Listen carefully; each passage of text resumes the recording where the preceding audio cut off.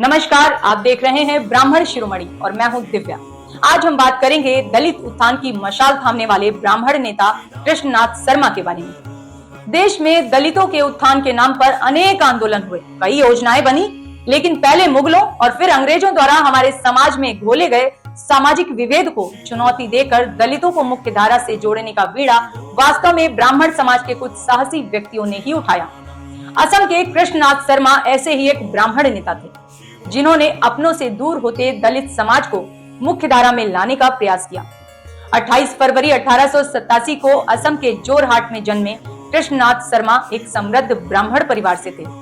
उन्होंने विज्ञान से स्नातक और कानून की पढ़ाई करने के बाद वकालत शुरू की, लेकिन 1921 में महात्मा गांधी के असहयोग आंदोलन से प्रभावित होकर विलासिता का जीवन त्याग दिया। वे असम में कांग्रेस संगठन के प्रमुख नेताओं में शामिल हुए और 1 वर्ष की जेल भी काटी। उन्होंने असम में छुआछूत के खिलाफ जन जागरण शुरू किया। शर्मा ने अपने ही घर के नामघर, जिसे प्रार्थना स्थल के नाम से जाना जाता था, उसे दलितों के लिए खोल दिया। या उस दौर में ब्राह्मण समाज का कोई व्यक्ति ऐसा करे, या असंभव ही लगता था।